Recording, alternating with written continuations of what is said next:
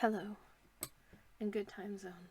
And what is up, gamers? Hi, everybody. Welcome in. Hello.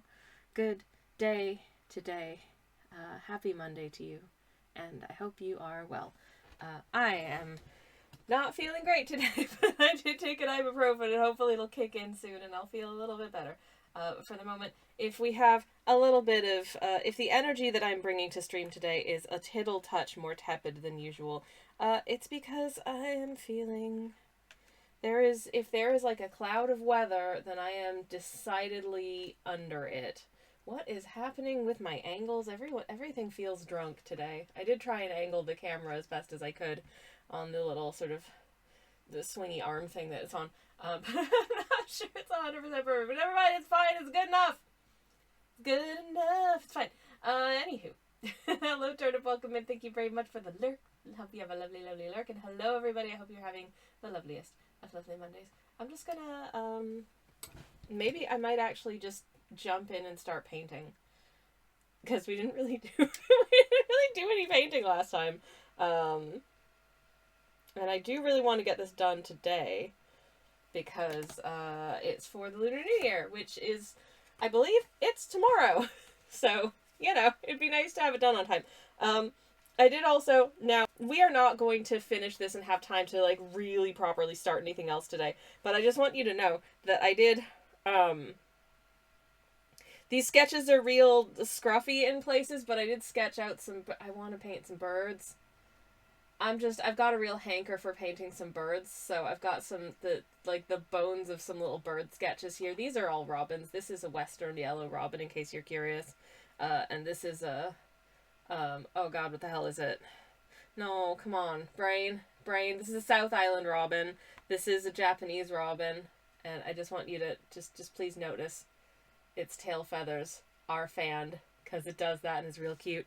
And this is this little shapeless form at the moment, because I haven't done much to it other than try and get the shape down. Hopefully you can't see all of my, like, furious eraser marks around it. We're trying to get the shape right. Is a Siberian blue robin. So, yeah, eventually I do want to make just, like, a big, I don't know, poster with a whole bunch of different robin species on it. Just because I think they're all so stinking cute. It's such a wonderful family of birds. They make me very happy. And there's so many of them. And I feel like North Americans and Europeans especially have largely only heard of, like, maybe one of two types of robin, potentially. Because a lot of the other robin species are situated in Asia and like Australia, New Zealand. And there's, like, another 3 in Africa. I've tried to get a reasonable geographic spread in terms of the robin species that I've picked for painting, as well as a, like, diversity of sort of shapes and sizes and plumage and that kind of thing. I don't know if this is of interest to anyone else. Maybe ornithologists, but I don't know. They've also got bird photography, which is much more scientifically precise than my doofy little paintings, which are just me painting things I enjoy because I love them. Anyways, I don't know. This is, for anyone who missed the past couple of streams, because I did start this last week, this is Hans the Hans. He is our magnificent horsey that we're painting for the Lunar New Year, because of course we are coming into the year of the horse, and with every animal that accompanies a new year, there's also an element, and in this case this is specifically the year of the fire horse, which means we get to draw, I don't know, like ponitas and rapidashes, basically. I know enough about Pokemon, and I remember enough about Pokemon to know that those are horses that look kind of like they're on fire, but in, like, a magic way that doesn't seem to harm them at all, which is the important thing. I was not specifically inspired by Ponyta when I came up with this design. It was just the most obvious choice for a fire horse, was to, you know, give them some magical flaming plumage. Obviously, right? I feel like it just makes sense. Anyways, so gonna try and actually capture some of the flamey, fiery energy of these little guys today, because we haven't really done any of that yet. Where the heck are all of my paper? Okay, I think this is probably the paintbrush I want to use first and foremost, and so I'm pretty much going to be working in these colors, obviously, for the horsey's plumage. And I'm thinking of actually, like, the base horse is probably going to be like a really deep sort of brown color in contrast as well. Just, I don't know, like that feeling of like almost like that sort of like like when you heat like metal or like lava or something like that, and it like it cools down to like super dark, but then the bits that are like the hottest bits are like super bright, like that kind of vibe. I don't know, I feel like that's kind of what my aim is here. I haven't decided whether or not it's gonna have glowing eyes or not. I don't know if that's, I mean, that would be very cool, but I don't know if I can pull it off. I don't know. I kind of, because I don't know if it would look derpy if its eyes were aglow. And I really do want it to also look just really derpy. Because, like, listen, I am not the person to go to if you want, like, a beautiful, like, super anatomically correct painting of a horse. You know? But I could give it like beautiful, you know, sort of like chestnut fur and just a little beady little eye. I think that would be real cute. I mean, horses obviously are incredibly beautiful, majestic, and extremely silly creatures. I love horses. I adore them. I'm scared of them because they're large and unpredictable, and I am as skittish as a horse. The horse is as afraid of me as I am of the horse. So, you know, I feel like we have a very good, hopefully, relationship of mutually trying not to freak each other out. But so it goes. Anyways, I do have 2 cups of tea as well. I have my mint tea, which, ugh. Now, despite the fact that we just descaled the kettle, there's a lot of scum on the top of this. I don't know why. I mean, it's fine. What is that scum? I don't know. I don't actually know I think it's probably just, like, because we've got hard water, probably. I did see an infographic once that was like, what bit of the country are you in, as if the country is subdivided by the water quality specifically for tea making, and I am firmly in the scum belt of the country. Which I feel like at least some residents of my city of residence would be offended by being referred to as scum. I mean, there is certainly quite a lot of, like, world-leading research and innovation that goes on here. I'm not involved in most of it because I'm a stupid idiot.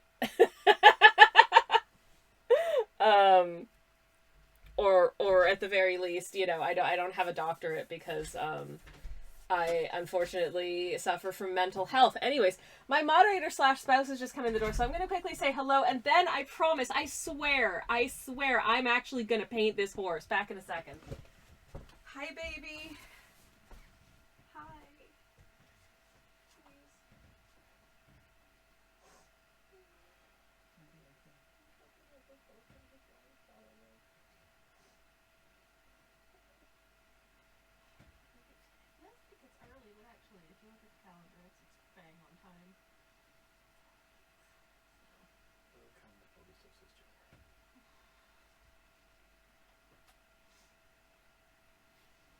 I turned the calendar. It says February.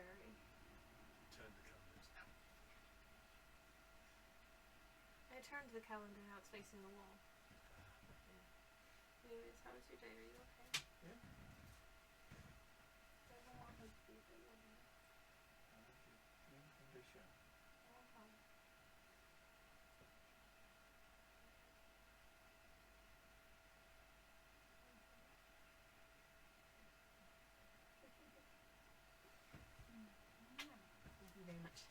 Okay, I shall hop back to the land of paint. Hello, everyone. Hello, hello. Oh, will do, sweetie. Thank you. Okay, anyways, hello, everybody. I'm back. My moderator / spouse is home. It's the best part of the day because I get to see my best friend. Okay, I'm nervous about this step. Because really, if this turns out not looking fabulous, then that's kind of the painting stuffed, you know? So, I want to make sure that we've got some nice, fun little flame shapes in a reasonably bright shade of yellow. But not too bright, because this is a funky palette. All of the paints in this palette were blended with the sort of anchor color of Lunar Red Rock, which I thought would work really well because it's quite kind of warm. But what I really wanted was to do a backdrop that was like all very sort of like cool and muted and receding, so that when we put in our flaming horses, they really kind of like pop out, you know what I mean? So hopefully that'll come across. I think at least so far this yellow's looking quite, it's not like hate yourself on the face like fluorescent yellow, but I think it should work. And obviously we're not just doing the flames in yellow because that's weird. But I wanted to just get like a base of yellow, and then we can add the different sort of dimensions of flame color on top of that as we see fit.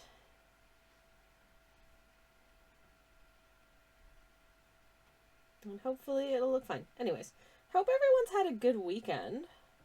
Hope y'all had good weekends. If you asked me, what did you do this weekend, Twitch user Sammy Kelch, I would tell you I don't remember. I think I had kind of a nothing Sunday, and on Saturday we ordered takeaway for dinner. What did I do on Saturday, babe? About one, we went shopping and then ordered takeaway. No, I did something in between though. Oh Jesus, I filmed an entire ass YouTube video. That's what I did. So I'm now in the editing suite fully for my next YouTube video because I finished filming it. So now I have to do all of the post-production stuff, so that's fun. I mean, it is fun, but it's also a lot of work. I do have a YouTube channel, by the way. You can subscribe if you want. It's free. It's there if you want to. I cover many and various topics of interest to probably very few people. As a Venn diagram, my interests of things that I want to make YouTube videos about versus the things that people actually want to like see videos from me about. It's two circles. But hey, you know, listen, I'm trying my best. And importantly, there was a little bit of fluff on the end of my brush. I'm going to switch to a smaller brush because you can see I've got these teeny tiny little background horses that you can't see very well because they're really small. But I just wanted to establish that this isn't the only horse in this field. There are other horses are available. I might actually change this water because it's looking kind of evaporated. But I will do this. I will do this color first, and then I might go grab some fresh water. But yeah, how was everyone else's weekend? I hope that your weekends were good. I did have a nice time filming my YouTube video. I hope it went well. This one I wasn't too. It's one of those things where like I think I kind of get inside my own head a little too much about my YouTube videos sometimes. Which means that it gets harder and harder to actually carve out time to like film for it. Because I'm like, oh, geez, you know, like my hair doesn't look very good today. And, you know, if I decide to like wash my hair today off schedule so that my hair looks better for this video so it doesn't look all kind of like limp because I haven't washed it in 2 days, then am I going to find myself in a situation where I'm having to film with wet hair, which is also bad. And, you know, like yada, yada, yada, blah, blah, blah. I end up not filming at all because I end up running out of time, dithering, and the conditions for filming are never 100% perfect. So at some point I just have to, like, concede that, you know, perfect is the enemy of done. And it's better to just actually do it and have output than have no output that is hypothetically would be perfect if I did actually manage to do it. That's the difference. So here we are. Anyways. Q2 is, I don't know if I should read this out because they are speaking directly to Turnup, but they say important info for you to interrupt your lurk with important info. Sammy makes really cozy art and is a funny person. Okay, go back to... Hey! Also, hi, Q2's welcome in. I hope you're well. It's lovely to see you. Welcome. Hello. I have taken a sip of my... oh, man, this is weird. That is so weird. So I bought this, like, non-calorie sweetener out of curiosity because I'm trying to cut down on added sugars in my diet because I'm over 40. And I don't want my doctor to yell at me. And also, you know, I want to stay as healthy as possible, but I do have a little bit of a sweet tooth. So I thought I would try this, like, 0-calorie sweetener. But most artificial sweeteners taste like absolute ass to me. Like, they just taste so bad. But this one is... it's a sugar alcohol that's derived from fruit, and it has more of a natural taste than most, like, artificial type sweeteners, like stevia, awful, you know, like aspartame, Ace K, sucralose. They're all bad in my mouth. I don't enjoy them, okay? So I thought I would try this one, and it is so weird. Because it tastes sweet, but it also, in kind of a confusing way, but not in the same, like, chemically way. It has, like, a... I don't know how to describe the taste. It tastes kind of juicy, almost. Which is weird with my turmeric tea, for instance. Like, my mouth is confused about this. I can't quite put my finger on... it's almost more of, like, a... I don't know. Like, the way my taste receptors are picking up on it is different enough to, like, regular sugar that I'm like, But I can't really put my finger on why. It's bizarre. I probably won't buy it again. I think I'll just use less sugar. That's my solution. Anyways, hard hands to you two. I'm gonna change my paint water because, it's a little bit murky. So I'll be back in just a second. Heck. Beans. Cheese, pizza, and pretzels.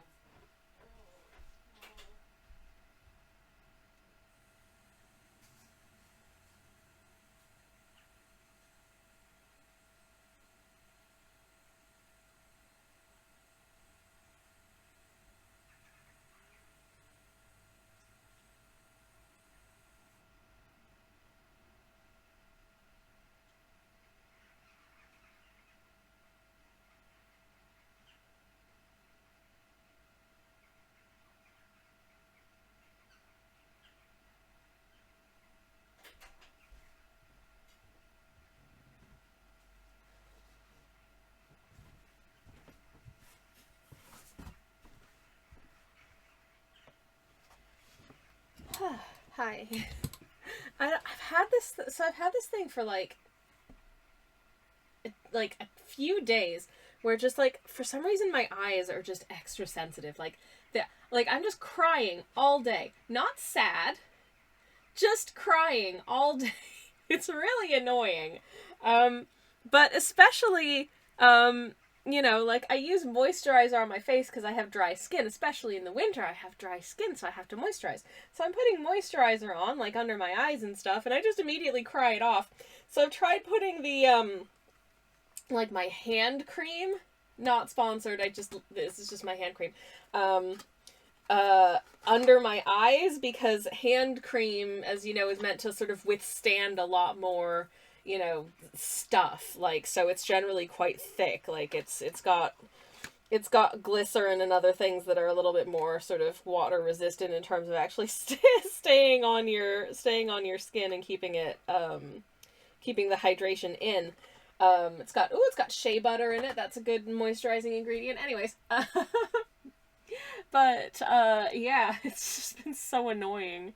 Because also, like, tears, it turns out, really irritate my skin.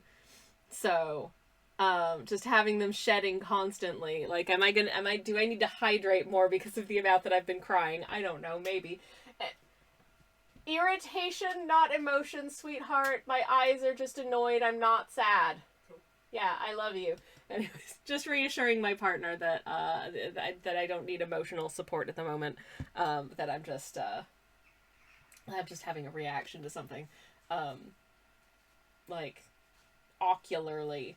I don't know how to say that. Anyways, hello, Leaky. Welcome in.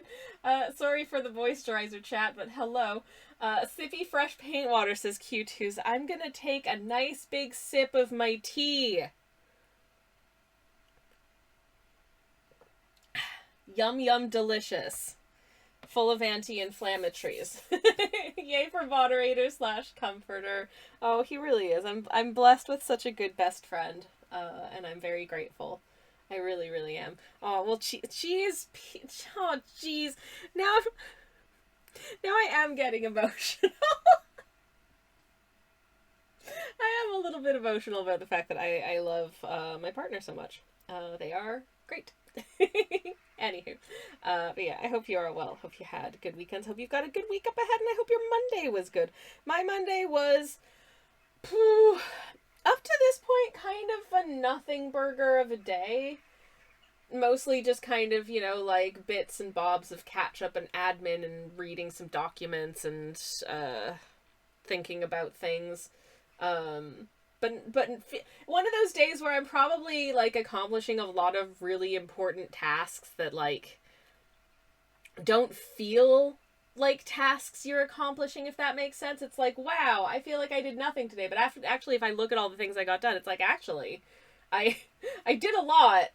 It's just nothing that feels that you get a sense of accomplishment after like completing. It's like I sorted through my email inbox for the things that came in on days that I didn't check my email, sort of like over the weekend and stuff, and filtered through the things that were not important and read the things that were important and responded to the things that needed a response and yada yada yada. Like that's a lot, but it doesn't feel like tasks. It doesn't feel like I did any meaningful work. It's not like, haha, I finished 12 rows of this knitting project, or I edited 10 minutes of video, or, like I did a whole bunch of rows of a spreadsheet or something like that. It just doesn't feel like I did anything, even though I did a lot. That's Mondays in general. As I always say, Mondays are a write-off, and when I actually dig into the meat of what did I do all day, it's like, oh, actually I did a lot, including the things like I took a nap at lunch and I made myself a quesadilla. Those were important too.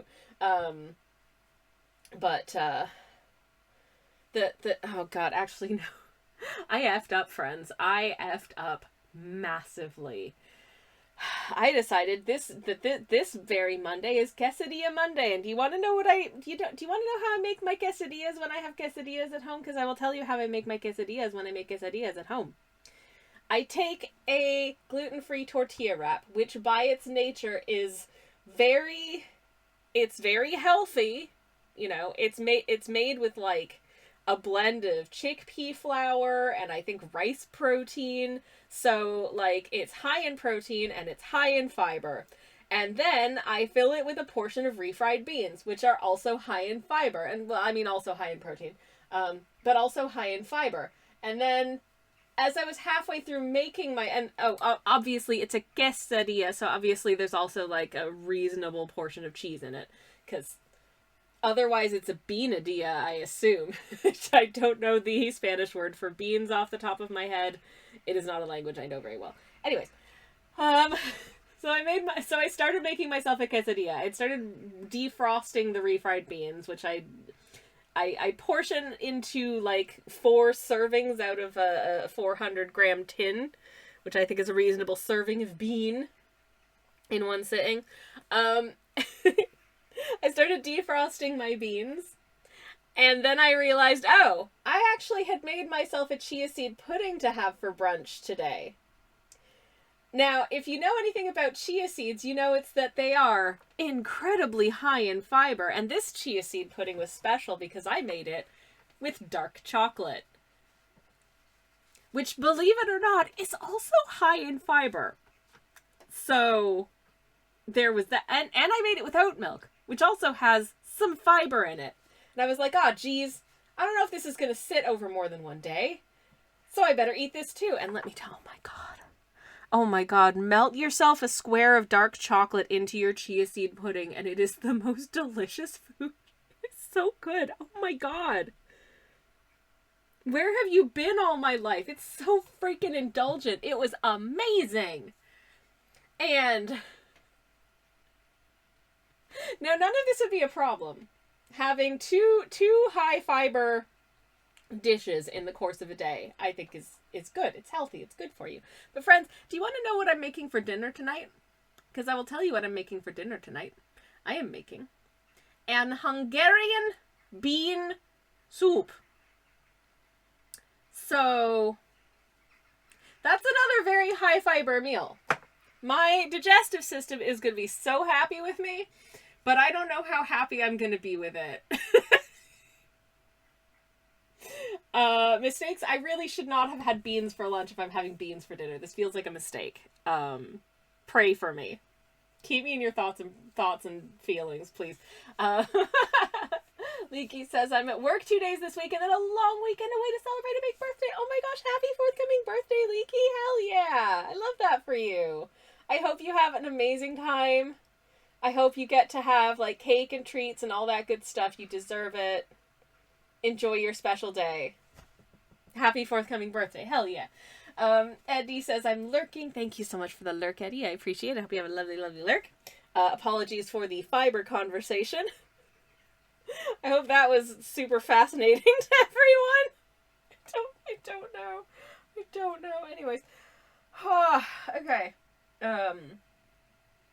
We need to add some layers to this fire, I reckon. So, let's get our orange paint out here. And get some orange fire as well. Just gonna kind of blend that in with the yellow. See how that does.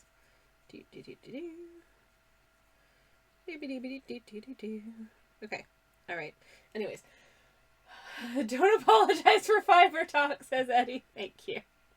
Listen, here's the thing. It's important. Unless you have very, very, very specific, like, needs, and there's this, like, small proportion of the population who do have very specific, like, nutritional needs. Unless you have very, very specific nutritional needs, like, you need to be eating food that has fiber in it. You need to be eating, like, fruits and vegetables and, you know, like, whole grains and beans and stuff, where you can. It's important for your well-being.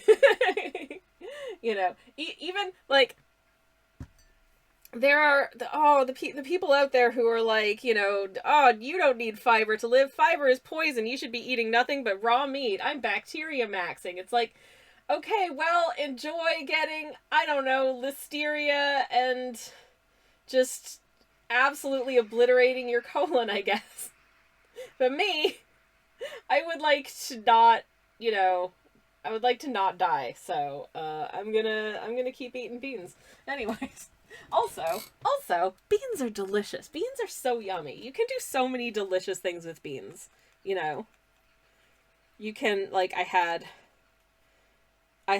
some lovely lovelyly seasoned beans in a tortilla with cheese for my lunch today, and that was really, really nice. And tonight I'm taking some beans and I'm cooking them in a lovely tomato-y broth with lots of veggies and paprika, of course, because it's a Hungarian bean soup, also known as bobleves, if you speak Hungarian.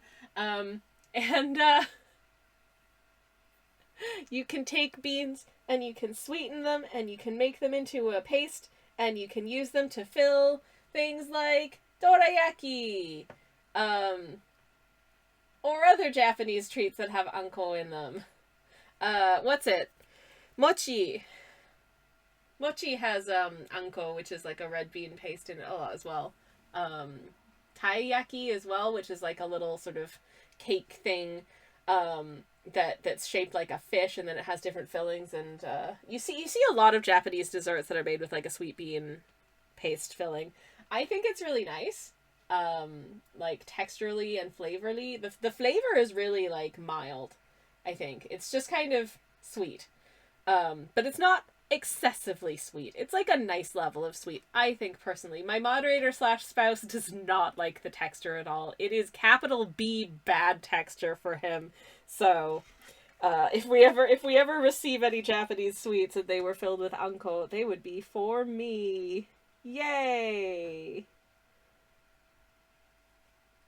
And I'm gonna fully not mind that, you know, because I like it. But I will feel bad. But I won't feel super bad because, yeah, I went looking for this yesterday and found that I couldn't find any gluten-free Canadian, maple cream biscuits. So in Canada, they have these biscuits that, or cookies as Canadians do call them, that,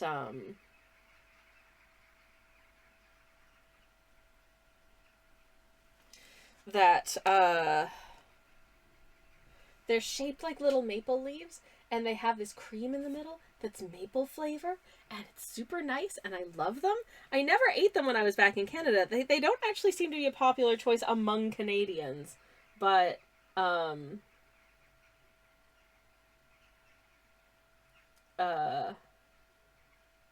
ever since leaving Canada, I'm like, oh, maple cream biscuits. I think just because it's something that's kind of really unique to, like, Canadian shops. So that makes them kind of special. But unfortunately, as older viewers will know, I've got some funky little issues with the whole, like, digesting of the wheat thing, which means that I can't have regular biscuits no more because they make me feel real bad. Which means that if I want to have the biscuits, they gotta be gluten-free and made without wheat. And that, it turns out, is not something they have at the supermarket. I don't know if that's a thing that exists at all. I certainly couldn't find any. I decided I didn't like what I'd done with this mane, so I gave it a little makeover, and I think that's gonna look better when it's done. I will add some, like, additional sort of deeper red around the outside as well. I'm gonna see if I can kind of amend this one as well. Just kind of blur these edges a little bit, if I can. Anyways. But yeah, sad. No maple cream biscuits for me. So I was like, oh, I'm sorry, sweetheart, no more maple cream biscuits. And he's like, well, not for you. So he's just gonna, I guess, buy himself maple cream biscuits, and I get bupkis. But to be fair, there are a lot of Canadian treats that I like that he doesn't, that I can still just have for myself, I suppose. Like, I assume there's no wheat in fruit roll-ups. I miss fruit roll-ups. If you're not familiar with fruit roll-ups, they're like, if you know what fruit leather is, where like you puree like some fruits and you know, dehydrate it in like a super flat layer, and then you roll it up. It's like that, except there's like no real fruit in it, and it's delicious. It's the best. It's such a good texture. It's such a good texture. It's literally just kind of like a square about this size, I would say, just very thin, flat sheet of like gummy sweets. And there may nominally be some fruit in it, I'm not sure. But it is a long-standing favorite of mine. So yeah, I'm looking forward to having those next time I go to Canada. I'm going to Canada in a couple of months. We've scheduled a visit, and I'm very, very much looking forward to it. I think it'll be good, I think, to go do that. But that's not for a little while yet. Anyways. I haven't seen my family in like 2 years, so, you know. I feel like we deserve a little journey. But we can't do it very often because it is quite expansive, which is what I get for moving so far away from my family. But, you know, also, I don't have any plans to move back because, like, my partner's here, my home is here, etc., etc., etc. It's something that it's reminded me of, like, this isn't something that, like, no one's ever asked me this, which is nice, but, I see, some, like, YouTube people who are, like, you know, people from English-speaking countries like Australia or the UK or Canada or whatever who live in Japan and make videos about traveling around Japan, yada yada yada. And I watch some of them because I've got family-in-law who are from Japan, and so, you know, at some point I'm gonna go visit, budget and time allowing. So, you know, I would like to be prepared and know what kinds of things I'd like to do and that kind of thing, and how to get around and yada yada yada. And every once in a while one of them will do like sort of like a Q&A thing, type video, and one of the questions that always comes up is like, when are you going to leave Japan? And I'm like, that's such a presumptuous question. Like, I'd be so insulted if someone asked me, so when are you planning to leave the United Kingdom? I'm like, is this thinly veiled anti-immigrant sentiment? And I don't think it is in the case of like these people. But it's just such a weird question. It's like the answer, no, I live here. I don't intend to leave, actually. As for me personally, I'm you know, going to be applying for citizenship soon. Which I am, believe it or not, absolutely terrified about. Oh my god, I'm so scared. I'm so nervous. I'm so nervous. I have no reason to be nervous. I fulfill all the criteria for citizenship. It should just be a case of like, okay, you're fine. You know, like, I'm out here, just having ILR, which I've had for, about 6 years now. So that's more than enough time to cross the citizenship application threshold, and then beyond that, I, just be a law-abiding citizen with, like, a job and a spouse and a house, and should be able to find some nominees to confirm those things. But it's just really nerve-wracking process, as with anything that involves filling out forms for the government. But I'm sure it'll be fine. It'll be fine, genuinely. But that doesn't make me any less scared to do it, because it's a big step. And then once I've got the citizenship, then I need to have a citizenship ceremony, which I'm sure will be fine. And then once I've had the citizenship ceremony, then I have to apply for a British passport. And then I have the fun added extra expense of having to buy 2 passports for the rest of my life. Because it will remain easiest for me to return to Canada for visits on my Canadian passport, which I believe they require you do if you are a Canadian citizen. And B, to, you know, enter the UK on my British passport, which if I have British citizenship, I'm required to do. It's complicated. 2 passports, yippee skippy. Oh no. Eddie says, wishing you all the best with the citizenship. Thank you so much. Thank you so much. I've been putting it, I was supposed to do it back in January, and I've been putting it off because I had some other major stuff I was dealing with in January. And I was like, I can't do this and that thing at the same time. But now I've put it off for long enough that I'm just like nervous instead of just being able to like just get it over with and do it. So that's where I'm at with that. The answer is a resounding oh no. But I'm sure it'll be fine. It'll all work out. It'll be totally fine. It's genuinely just a matter, I think, of filling out the forms correctly, and then they will be like, yep, here you go. Well, filling out the forms correctly and paying them a butt ton of money. God, it's so so expensive. It's like, I think, if memory serves, just the application is like £1,600. And then obviously once you've got the citizenship, then you need to apply for a passport, and that's a couple hundred more pounds. I haven't had to apply for a passport from scratch in a really, really long time, so I don't really know what I need to do for that. How does that work when, like, can I use a like a foreign passport as like my ID to verify myself for my passport application? I don't know. I sure hope so, because that's all I've got. Hey, a 15 stream steak from Moriax. Hello, hello. I sympathize very much with the feeling of yeah. Is the current mood. Also, hi, welcome in, and thank you for the 15 stream steak. I hope you enjoy your 15 steaks. I hope they're delicious and perfectly cooked. I don't know why I said that with a terrible French accent.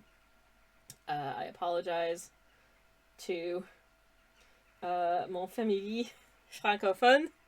Anyways, that is my francophone family, which I do have. Anywho.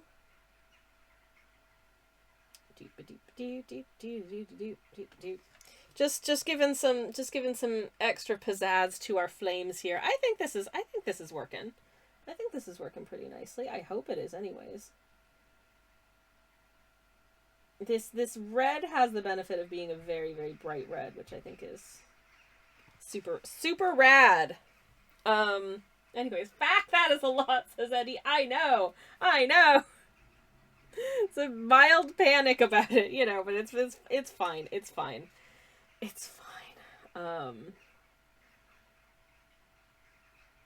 The good news is I know a lot of ways to cook with red lentils, which is like the cheapest ingredient you can buy. And thankfully, as we were speaking about beans earlier, one of the most delicious. Domo! Oh, beans! I better not move. I don't want to disturb the little guys on my head. Thank you very much for the Doma sledge. Thank you very much, my dear. Drugs make art go says Rex. Well, ibuprofen is hopefully making my specifically my tummy not go because I've been feeling a little unsettled today. A little bit seasick. So I took an ibuprofen earlier in the hopes that it would help. Also, hello Rex, how's it going? Welcome in. It's lovely to see you. Hello. I hope you are well, and thank you again, my dear Sledge, for the lovely Doma on my heed, which is very. I don't have a great sense of my posture is not, the best, so it does take a little bit of work balancing to make sure that that anyone who's trying to sort of balance on my head doesn't get thrown off.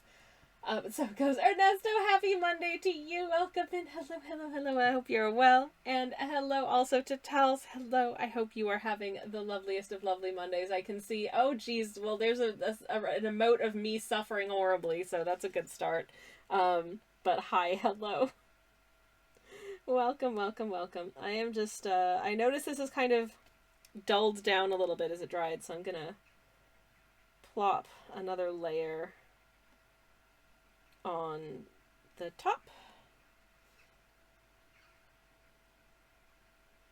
because I do want these flames to feel reasonably fiery, and also reasonably stylized. So if this doesn't look like realistic fire, it's not because I'm a bad artist who doesn't know how to paint fire. I'm doing it on purpose.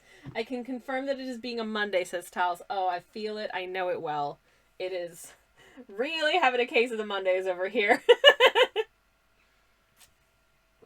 But I hope that it is the goodest Monday that it can be. Truly I do. And I shall just continue to kind of just dot even more paint on top of this. I don't know if y'all... Can you hear?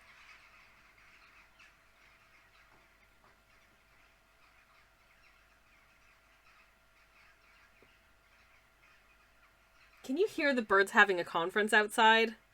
It is, some very heated conversations being had out there. It is absolutely hecking adorable, frankly.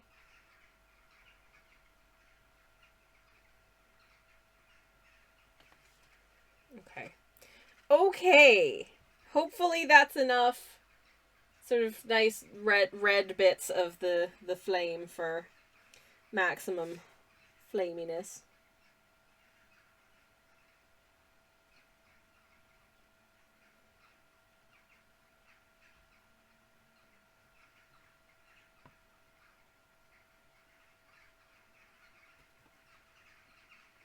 And just adding some little bits at the ones in the background here.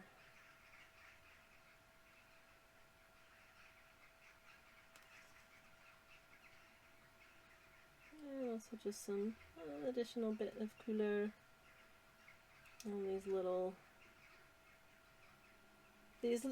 lighty bits that are kind of floating about in the air.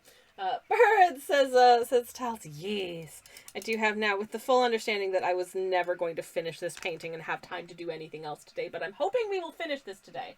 However much or little like background detail goes into this painting entirely depends on how much I manage to get done in the next like hour and a half or so. So I guess we'll see. But I do actually have some bird sketches for a future stream. I don't know if you can see. Let me turn. Hi, this is the western yellow robin. You can imagine what it looks like in color because I haven't colored it in yet. These are also just going in like every conceivable direction to try and get them to fit on the paper. So here's an inquisitive little oh god, what is it? South Island robin. This is a featureless sort of swoopy shape of a Siberian blue robin, and this is the Japanese robin. And I am very pleased with I put these these are like so close to each other they're touching, but it's the only place I could get it to fit. But please notice that their tail is fanned because they do that, and it's so stinking cute. It's so cute. I had to draw it. I love it. I looked up some videos of like just Japanese robins like doing their little bird song, and they'll sing some notes and their tail goes like while they're talking. It's so cute. It's so cute. I love them so much. Ah! I'm so normal about birds. I definitely don't just like burst into like an absolute flurry of delight when like I'm walking home from the supermarket and there's like birds hanging out in the neighborhood. Oh god, the other day we were coming back from the supermarket in the afternoon and I saw 3 magpies and I just about freaked out with joy and delight. They were so good. They're so good. I love them so much. These are normal thoughts. This is the correct response to birds. Yes, says Tals. They're just so good. They're just so good, Tals. How can you not? They're so good. I love them. I don't know if my niche of, like, not particularly realistic, but only somewhat stylized, but I just like painting them bird paintings is, of appeal to anyone. I don't know if this is a niche, but I'm gonna keep painting them because it makes me happy. That's about it. I don't know. I feel like in general, I don't have a... I feel like I have like a couple of different art styles that all kind of dovetail into each other, but are not always 100% the same thing. And I want to hope that that's okay as an artist. I realize in the age of algorithms, there's really an impetus for you to like niche down and do things in one specific way so that like it's predictable to your audience and every single audience member will like every single thing you do. And if you deviate from that, the algorithm will punish you. And you know what I want to say to that? I want to say like, tough biscuits. I want to do what I want to do. So I want to do this stupid painting of horses. I want to do some like, semi but not particularly realistic but somewhat more naturalistic paintings of some birds. And also I want to do like gay Star Trek fan art, okay? I want to have it all, chat. I don't think that's unfair. I don't think that's unfair. Anyways, Rex wants to know when is the year of the magpie. As far as I'm concerned, every year is the year of the magpie because they deserve it. For real, for real. I have 2 minutes until an ad break runs. Can I? No.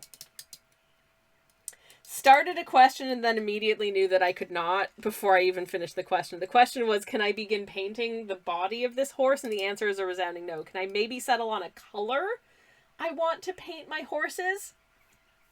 I think I can, because I think what I want to do is actually do a similar color to the haunts from the inspiration photo, which is from the year 2019. So let me have a look. April something. No, August something of 2019. Okay, yeah. Because our inspiration horse is this photo of a horse I found on my phone from 2019. So I think I want the body of the horse to be brown. So I think if I take my brown and my black and I kind of mix them together, I can make a brownish black or a blackish brown or something like that. A nice sort of deep, warm color.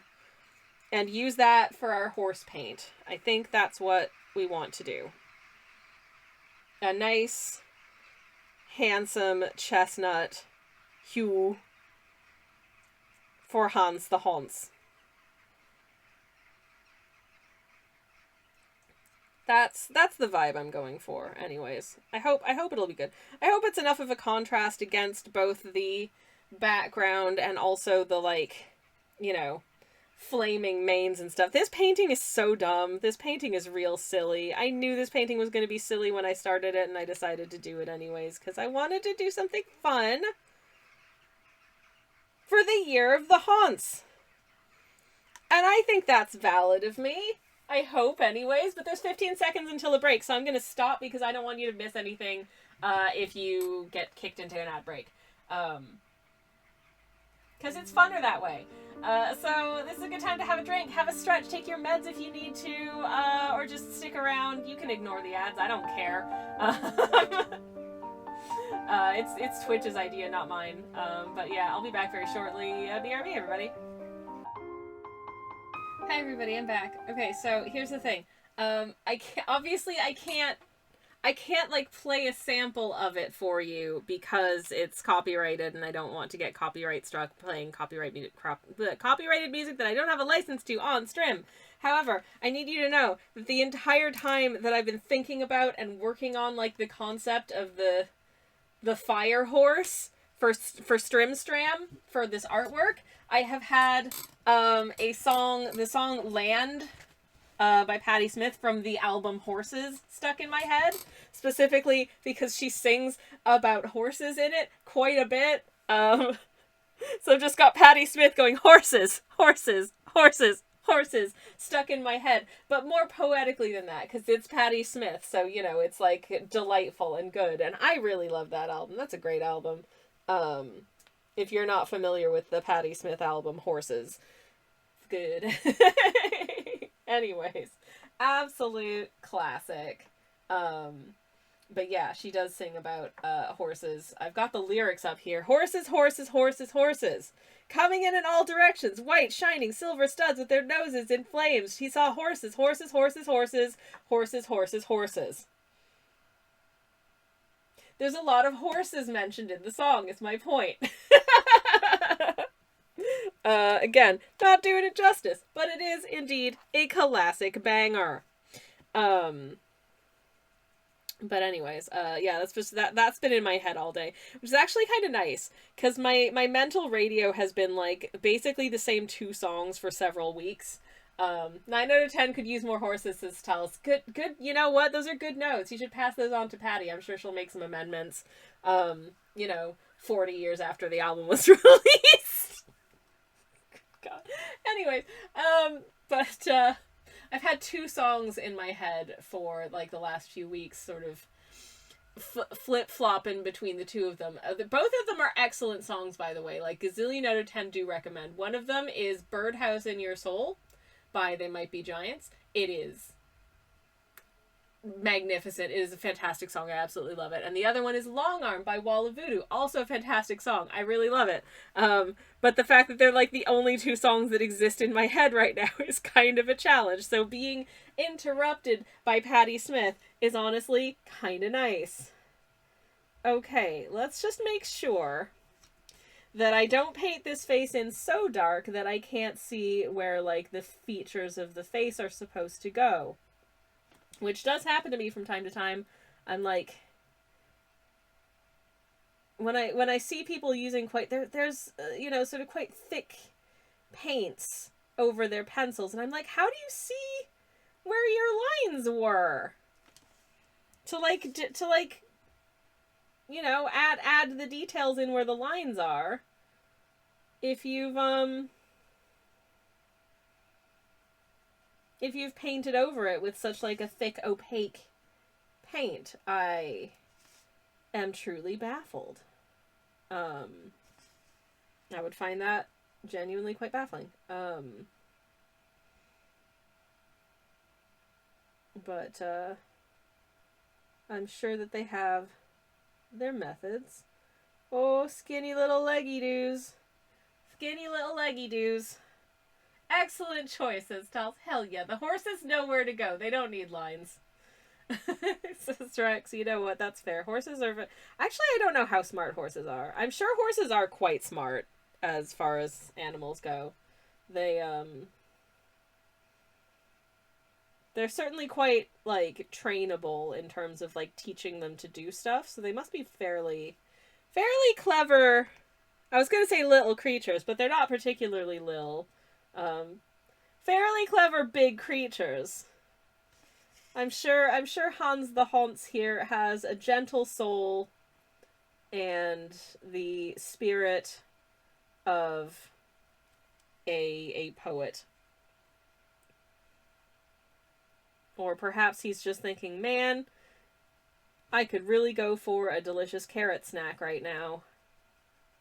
Yes, sir, I love to snack on carrots and other things that are safe snack choices for... I don't actually... What do horses like to eat as a snack? I feel like a carrot's like a healthy... Apples, maybe? Do horses like to snack on apples? I bet they would. Crunch, crunch, crunch with their horse teeth on some yummy apples. I bet they'd love that. I bet that'd be so nice. I actually just remembered that the hooves of this horse are like a lighter color of fur. So I'm gonna... I don't have any tissues in my... Normally I have like a pocket full of tissues. I don't have any tissues in my pocket. I should probably get that. Apples I think says tells. Yeah, apples seems like a good horse choice. So for sure like apples then. Little Epicera says always, don't forget to always take ibuprofen before watercolor session, kids. Absolutely. Especially if you feel incredibly unwell and aren't sure whether or not you should stream. Ibuprofen, it turns out, really helps. Because I feel a lot better. Rex says, horses know how to get home when their Amish owners pass out drunk in the buggy. Oh my god. But they don't know how to stop at stop signs, which is why Amish people around me still get DUIs. No! Seriously? Oh my goodness. Oh my goodness. I mean, I did go to university quite near and actually in a lot of horse and buggy country. But it was not Amish. So I don't know so much about I didn't experience quite so much in the way of like horse DUIs, or at least not that I'm aware of. But there were definitely buggies driving around. But that's, oh my gosh, that's wild. And also terrible. Also, like, good job, horses, very smart, but also, like, hey, horse owners, maybe you shouldn't be relying on your haunts to find the way back if you get too drunk to drive. Maybe you should, like, maybe you should rein it in a bit. Pun intended. Oh god, anyways. Right, I need to do one more Haunce leg. And I think this is... I actually really like this color as, like, a horse color. I think it's good. I think it's a handsome horse color. And what I will do...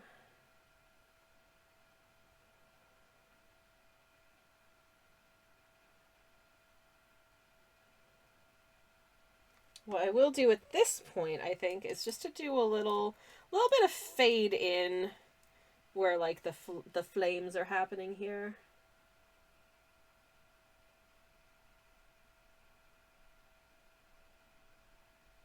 A little bit of a fade in. Pick up some yellow and just kind of fade it into the fur. Joe is lurking. Thank you so much for the lurk, Joe. I hope you have a lovely, lovely lurk. Rex says, it only happens about as statistically as often as car DUIs. It's not everyone, but it does happen. Yeah, I wouldn't imagine that it's everyone, but the fact that it happens, honestly unsurprising, but also, come on. Heck. Anywho, okay, do a little, just pick up a little bit of wet paint again. And also do just a little bit of a fadey in here. Because it's kind of, I'm not exactly sure how this is being conceived of. How it is that their manes and tails are constructed of flame from the looks of it. And also, you know, like attached to their bodies. I don't really know how that works. It seems to work. Like, this is a happy little horse, but, you know, what's the deal with that? I don't know.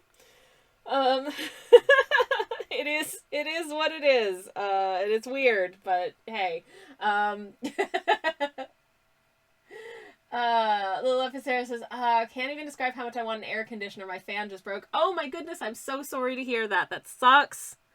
As someone who comes from a country where AC in, like, homes is not standard, I fully commiserate. And I hope you are able to rectify the situation, even if it's just getting a new fan, because that stinks. I'm sorry. Dan says, hello, happy Haunts Day. Happy Haunts to you too, Dan. And a happy Lunar New Year to us all. May the year of the horse be, bring maybe some peace, some harmony, some joy and prosperity, and clarity, and sense, and I'm trying to find ways of wording this. The world maybe being a little bit less absolute boo-boo garbage, just in general. Maybe somewhat more of a positive change in certain aspects of global governance and that kind of thing would be super cool to see. May the AI bubble burst, and may I don't know, may we all be able to afford our bills and stuff. Anyways. Little Epicera says, looks like a creature from my folklore called a headless mule. Oh my goodness, a headless mule. I mean, the Haunts does have a head, to be fair, but I love the sound of this mula sem cabeza, which I'm absolutely butchering the pronunciation of, and I do apologize. But that's really cool. Oh my god, I love folkloric creatures. I need to look this up. Because I got to know, because you know me and the creatures of that folklore.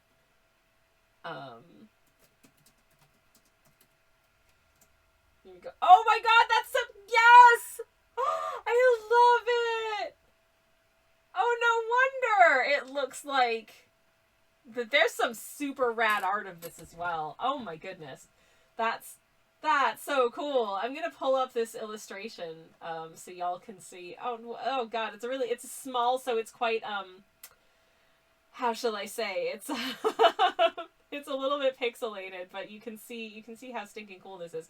I'm afraid you are going to have to look at my Instagram for a second first, because it defaults to my Instagram. So let me just quickly go back to that tab and fix it so y'all can see my Instagram. There's my Instagram. In case you don't know what my art looks like, here's something I posted recently for Valentine's Day, because look, they're on a date. Isn't that precious? But there it is. It is literally a mule, and in place of a head, it's flames. I can see where you got the comparison. That's so cool. I love it. I love this creature. I'm gonna have to read about like the folklore of this creature more closely because I am I love. Oh my god! Look at this one. I'm gonna hang on. Can I open this? Can I open this in a bigger form? That is so cute. The little child who's like trying to hold on to it, like, oh no. And the fact that it has like a little flame face, and the flame face is like, meh. I love it. I love it. That's so good. Anyway, thank you so much for bringing this this folkloric creature to my attention. I love it, and I cannot wait to learn more about it. That is going right up there on my index of folklore creatures that I really want to paint at some point with Manananggal, I would say. Because that's rad as heck. Legend says she is a woman who fell in love with a priest and was cursed to become the headless mule. Oh my goodness, that's so tragic. That's so tragic. I love these stories, but also I hate that for her because what a tragic fate. My goodness. That's so cool though. That is so cool. Thank you for sharing it with us. I love it. Okay, I'm gonna paint in the rest of these horses' little bodies. I will probably make the background ones a little bit. I'm gonna add a little bit more black to this brown color because they are in the background. So notwithstanding the fire coming out of their manes and tails, I do think that the rest of them should be a little bit more subdued because they're a little bit further away. Oh, I see! I see that character is Chico Bento, who's a very famous character in Brazil created by a cartoonist named Mauricio de Souza. Oh, that's sweet! That's sweet. They're very cute. I will once again, another thing I'm gonna have to look up. That's rad.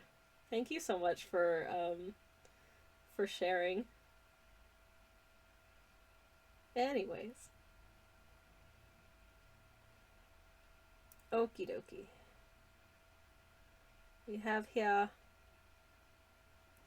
Obviously, these little horse shapes in the background are so like, you know, listen, are they the most anatomically accurate horse shapes? No, they're kind of just curvy little beans with legs, but listen, I'm doing my best, okay? I'm doing my best, and just like at the best of times, horse anatomy is so difficult. Are you kidding me? It's so hard. So, like, I really am trying my best here to horse, and the horses in the background are just kind of there for you know, shape and what have you, I guess. But yeah. Anyways. So Lil Epicera wants to know, do you have any favorite creatures from your folklore? Any, like, fantastic stories from your country? It's interesting. And I don't know, I feel like I grew up with, like, the folkloric creatures of other cultures kind of adjacent to me rather than like anything that's sort of from Ontario. And part of that is the, you know, the just kind of the weird nature of Canada in that way, I guess.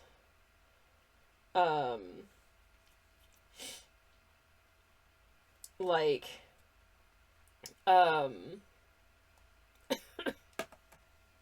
I grew up with the stories kind of like an indigenous figure called Nanabush, but you know, that's not particularly like my culture because I'm not indigenous, but I still grew up hearing like stories about that figure. But that's not really the same as like a folkloric kind of creature in the same way. So I don't know, not really. Not really. I don't know. Maybe it was just my family. We didn't really do that, but like, yeah. Not really. That's really interesting. I'm trying to think if there are any like things from like Hungarian folklore that I would have gotten from like my mother.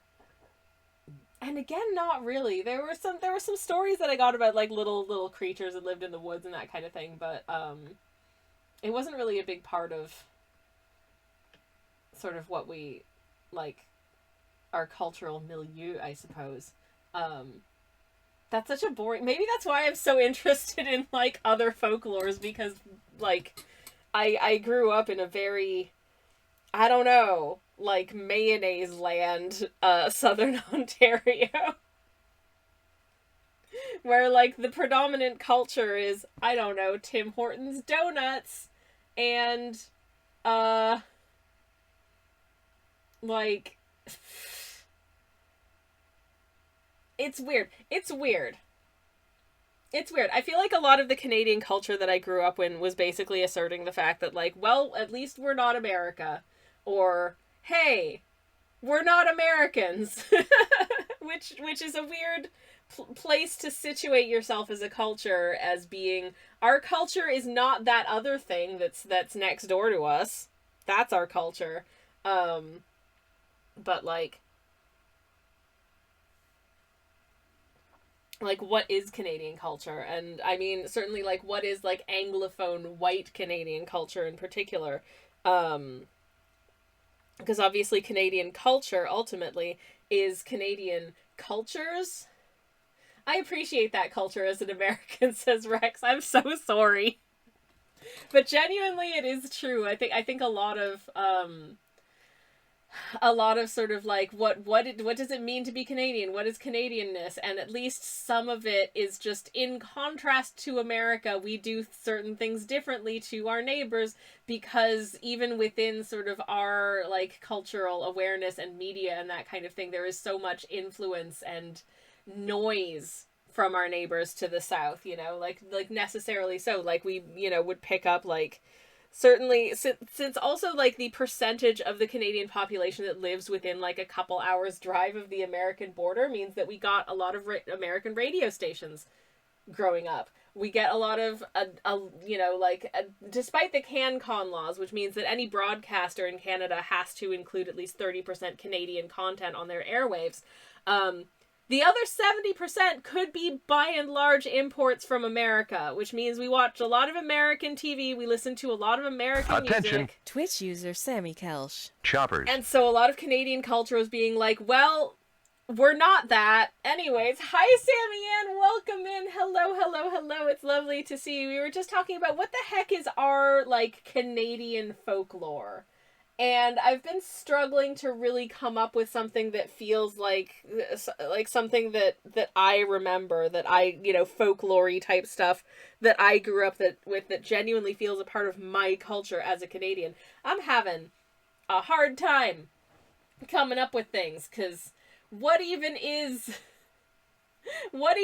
Canadian culture? It's not any one thing, because Canada's so big and yet also so, like, weird. Anyways, sorry to hit you with such a wide question. If anyone doesn't know, Sammy Ann is also Canadian. And hello, welcome in. How's it going? It's lovely to see you. Welcome. I did lurk for a little while in Sammy Ann's stream earlier, so I know that you had an event recently, and I'm glad to hear that at least the parts that I heard about sounded like they were going pretty well. I will also get a shout out for you in the chat. If you're not following Sammy Ann, you should go do that, because Sammy Ann's lovely and a wonderful place to hang out as well. There you go. For anyone who's new here, hi, welcome in. My name's Sammy, Twitch user Sammy Kelsch. I'm a variety streamer.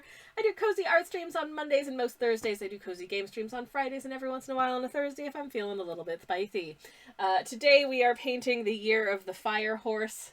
And we kind of got onto the subject of folklore, and I started thinking about, like, what does a Canadian folklore look like? And most of the folklore that I could think of is either, like, French Canadian or Indigenous, neither of which I can really claim to be my culture exactly, because I'm neither, you know, like, a native Francophone, nor am I Indigenous. So what the heck is my Canadian folklore? What does that look like? I don't frickin' know. I don't know. Red, green? Does that count? Anyways, Mr. Canoe Head? I don't know. Actually, yeah, you know what? It's Mr. Canoe Head. There you go. Older viewers probably won't even remember Mr. Canoe Head, but I do. Casey and Finnegan, says Tals. There you go. That's our folklore. Ha! Anyways. But yeah, we're doing a watercolor for the Year of the Fire Horse, as you can see. Hopefully it'll look cool when it's done. I don't know. But the impetus for this little lapicera was telling us about a Brazilian creature of folklore who's known as the headless mule, and I can show you. Oh, by the way, Sammy Ann, as you know, we're an art tax optional stream. If there's anything that you would like to share, feel free to whisper a link in my direction, and I'd love to share with the class. But no pressure if you just want to chill and do whatever. It's all fine. Anyways, the headless mule, which is a very cool, very tragic figure of folklore. But I also think the design of which is very cool, because it just has flames where its head would be. That's rad as heck. Anyways, let me catch up with chat, because I've just been yammering for a while. Little Lapicera says, I know there are many of these stories here, but because they're narrated and not written, many of them are lost or incomplete. Oh yes, I love an oral storytelling tradition. But also love, like, you know, folklorists who make it their life's work to, like, write down these oral traditions, so that they are preserved in that way. But yes, Canadiana is a very tough thing to pin down, says Sammy Ann. Absolutely. I think just because there is no one Canadiana, exactly. Dan says there's an old Canadian folk song about the events of the summer of 1969. I mean, does the wreck of the Edmund Fitzgeralds count as folklore? Because I love that song. I named a D&D character after that song. It's also a very sad story of an actual boat that... Lake Superior is terrifying, and you should be scared of it. If there's any actual monsters in Canada, it's probably Lake Superior. That is a terrifying lake. Don't go in Lake Superior. You'll probably die. Anyways, Little Lapicera says one of my favorites is the Boy Tata, which I think is really cool and badass aesthetic. I'm gonna have to look this up. Thank you for letting me know. French Canadians have some fun ones as well, says Sammy, and yeah, absolutely. We're very regional. I think the donkey riding song kind of tries to give a brush of old-timey Canada. Yeah, I feel like there's a lot more, like... I feel like there's a lot more, like, in places, like, down east and, like, in, like, French Canada, maybe, that we just didn't get in Southern Ontario. Southern Ontario, as I said, is, like, the mayonnaise sandwich of Canada. But yeah, Little Lapicera says she's also a pro gamer at Silksong, or at least tries really hard. I mean, does it count as being a professional that technically I earn income from streaming? That is to say, I think on my last stream I made 19 cents from ads, so thanks everyone for sitting through those. Do you want to see my fire horse? Yes. Yes, please. Newfoundlanders have a very cool folklore collection, says Sammy Ann. Absolutely. I think Newfoundland is like an interesting place. It's an interesting place. It's an interesting terrain. It's got a remoteness to it that Southern Ontario does not, and I think that kind of thing also breeds folklore. Edmund Fitzgerald is canonically folklore. Stamping that, says Sammy Ann. Thank you. Okay, that is relevant to me. Okay, folklore, we have the Edmund Fitzgerald. It's not a lake, it's an ocean. Literally. Superior is crazy. like it's wild. Sam, says, what do you mean? Laura Seacole, the whole War of 1812, Southern Ontario, some fun, weird stories. I mean, yeah, I guess I didn't think of the War of 1812 as folklore as much as just, like, an historical event. Maybe I should mentally reframe that then. But yeah, so we'd love to see the fire horse, so please send it to me. I think a lot of people are doing fire horse art right now, and I'm really enjoying getting to see it. Ghost stories that came up from that are wild looks. Ooh, ghost stories, yeah. Bud the Spud from the Bright Red Mud. This is also true. We have, there's the Tragically Hip song about the town of Bobcaygeon. Which, have I been to Bobcaygeon? You know, actually, yes, I have, I think. Because I think the mom of someone I knew lived there for a while. Was that Bob Cajun or was that... No. No, I'm not sure it was. It was somewhere near Bob Cajun, maybe. Anyways, I don't know. But I think I've been there. Anyways, good song. Classic song. Likewise, Bud the Spud. If you're not familiar with Stompin' Tom, sings a lot of real folklore-y sounding Canadian stuff. Also, speaking of the songs of Stompin' Tom Connors, I have been to Tilsonburg as well, which he sang a song about. I don't think anyone's ever sung a song about Guelph. And you know, fair. It doesn't really roll off the tongue, Guelph. That's the city I come from in Canada. But never mind, anywho. Yeah, I don't know. I weirdly feel like I didn't grow up around a lot of folklore, but maybe that's just my family. Again, you know, like my mother emigrated from Hungary as a young lady, and my dad did grow up in a small town east of Toronto, but it's not really much of a folklorist, I guess. Anyways, we're gonna look at some Sammy Ann art, so let me pull that up real quick. If you're not familiar with my artistic oeuvre, I can provide a demonstration. Namely, this is a thing that I posted recently. Where's the correct scene? There it is. This is Craig. Craig is the Toad Wizard. He's nice. Please be nice to Craig. He's trying his best. And this is one that I posted the other day for Valentine's Day. It's just a little doodle, as you can see, but they're going on a little picnic date because it's cute. Never mind, it's Star Trek fan art. Shut up. My interests are such as they are. Anyways, this is some Haunts art from Sammy Ann, which, as you can see, I've already liked because I love it. I think they're so lovely. These are so good. Look at you and your, like, flawless horse anatomy. This is so... I love these. I love this design so much. There's something about it that just makes me feel all good. I don't have the words for it, but there's something that just... I don't know. Like, I was never a horse girl growing up. But this just makes me wish that I was, because it's so lovely. Please love the Haunces, because they're very good. Hardly flawless, but thank you. Stunning, then. How about that? Absolutely stunning. How's that? I love it. I think these are gorgeous.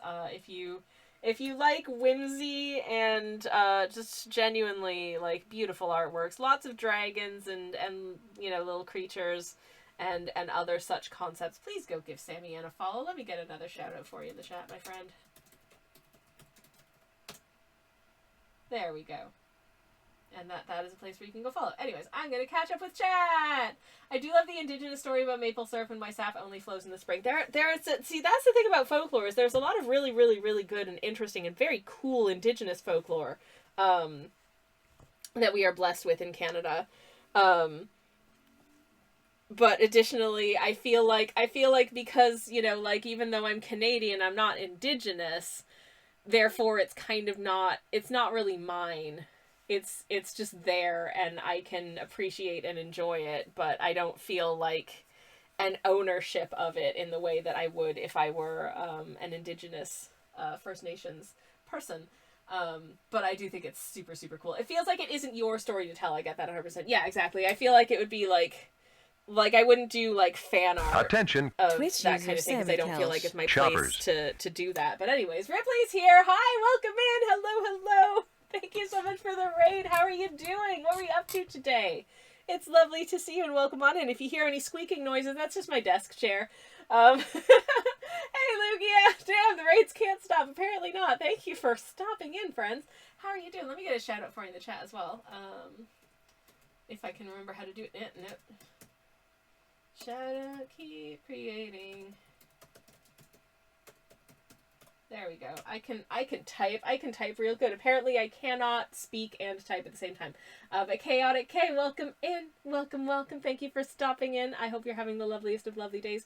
Ripley, I hope that your stream went well. I hope that whatever you got up to was fun. If you want to share anything, as you know, we are an art tax optional stream, and you're very welcome to whisper a link in my direction. I'd be very, very happy to share with the class.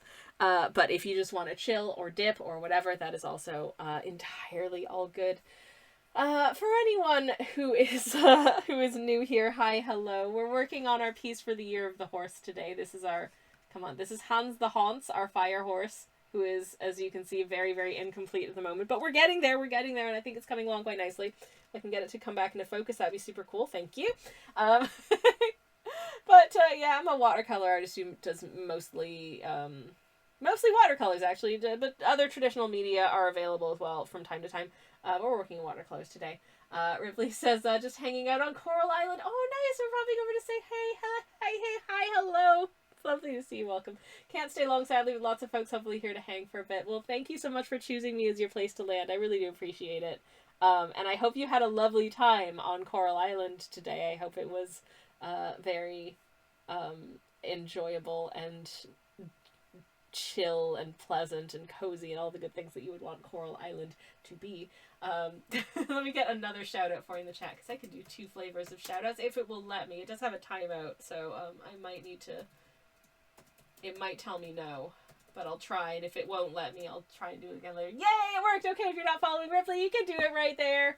You can do it right there in the chat. I do wholeheartedly recommend it.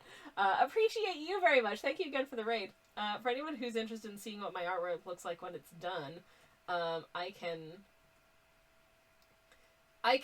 show you what it looks like when it's done. Let's take a look at this guy. Because I don't know, more people should like this guy, because this guy's my favorite. And I did check, and I do have one of these mugs in my house. This is the Sports Direct mug guy, or Spore Dyer, as I like to call him. And he's just a little guy who is a mug, as you do. I love him with my whole heart. He's dating this guy. They are in love, and I love that for them. Love is lovely. More recently, I did post this portrait of Craig the Toad Wizard as well. Yes, anywho. British viewers will recognize the significance of Spore Dyer, the mug guy. Little episode says coffee mug. Hell yeah. Coffee, tea, a nice big hot chocolate. The important thing about those mugs is that they exist in every British household and office. No one remembers where they came from. And they are absolutely huge. Anyway, Sammy Ann says, if there were no trouble with Spore Dyer, I would love to befriend his teacup love. They would be more than happy to be friends with you. I am 100% sure. As a lover of tea, it just feels appropriate. Facts, says Ripley. It's true! It's true! No, not tea. Tea is heresy. Only coffee. These 2 cups of tea beg to differ. That's pineapple and turmeric. It's too sweet, because I'm trying a new sweetener in it, and at first I was like, I can't taste this, and now I'm like, that's too potent. And this doesn't have any sugar in it, or sweetener of any kind, because it's mint tea, and I like it unsweet. So it's a good palate cleanse that way. Anyways. But yeah, we're celebrating the Year of the Fire Horse here, hence the horse that's on fire. And having a lovely time. Little Happy Sarah, it's okay. You can drink whatever hot beverages you want, okay? Like, that is 100% fine. If you want to drink nothing but hot toddies, I'm not going to tell you no. It's going to be weird, but, Little Happy Sarah says, in your About section, there's information about the Streaming 2024. That's how I found your channel. Is that still in my... God, jeez, I need to update my bio. Because that's been a while. I wonder if the pineapple turmeric would work as my yellow. I'll have to whisper you for details, says Sammy Ann.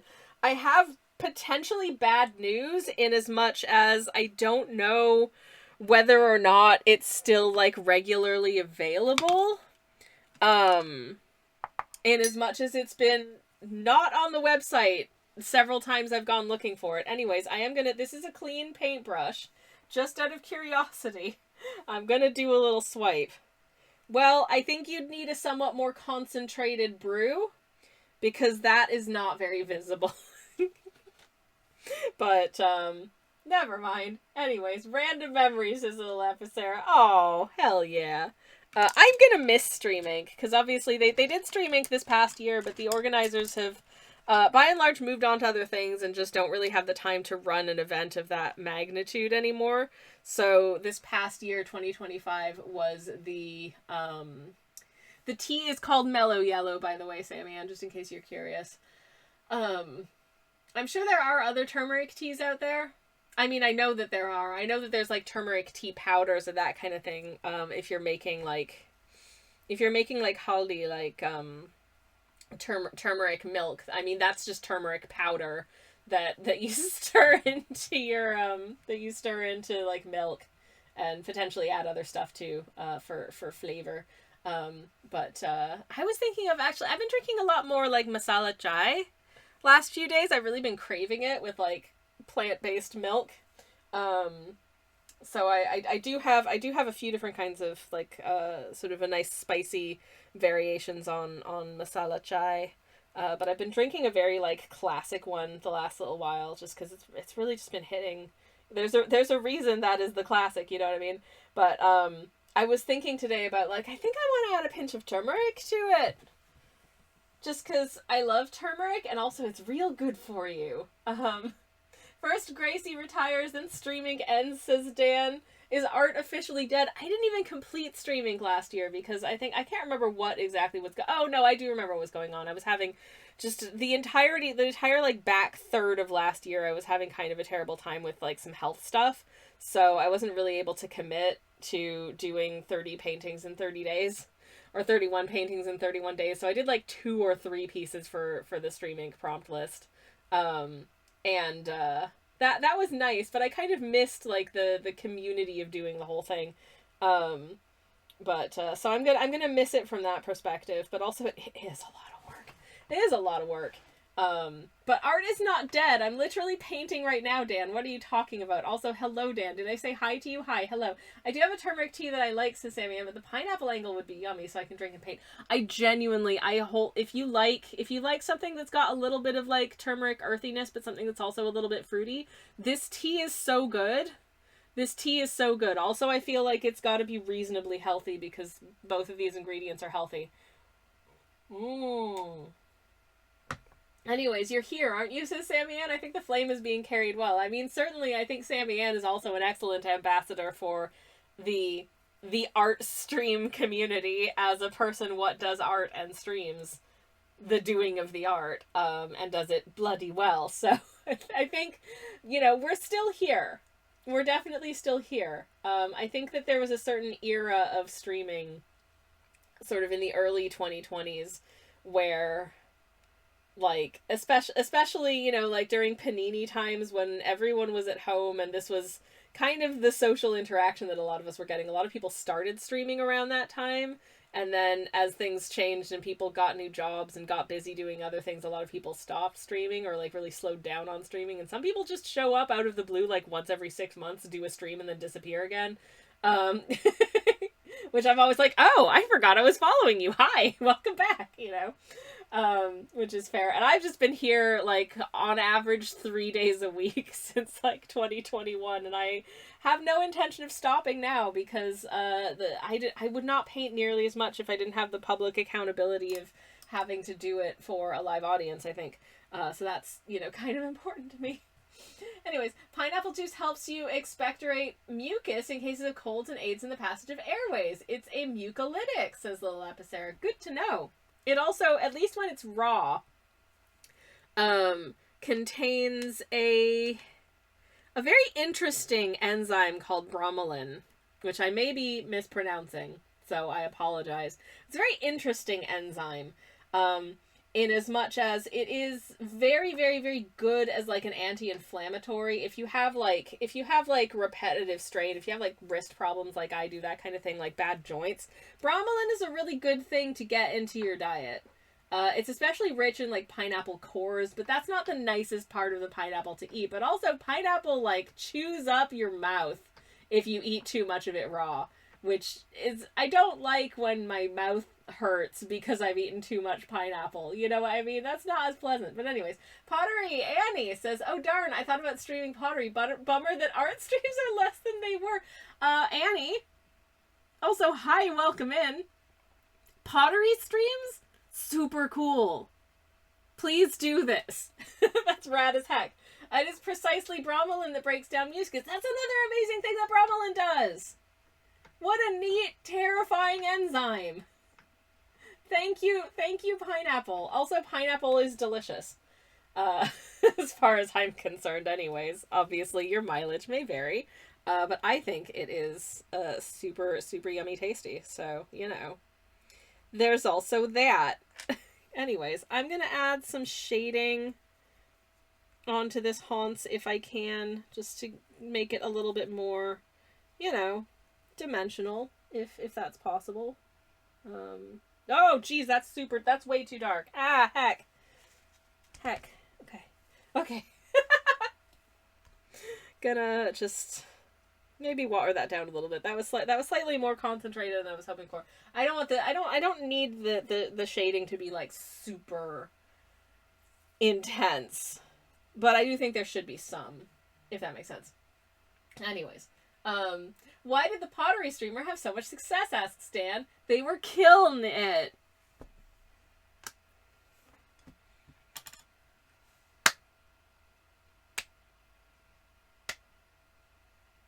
Amazing. Stunning. Fabulous. Wonderful. Galaxy brained. You love to see it. Thank you. That was...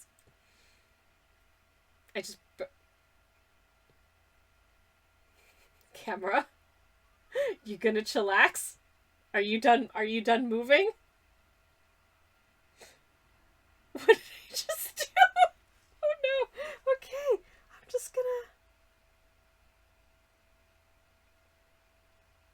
just gonna move on and just shade in some little bits of back legs and undercarriage and be very careful. Oh boy. I feel like the undercarriage needs a little bit of, should be a little darker.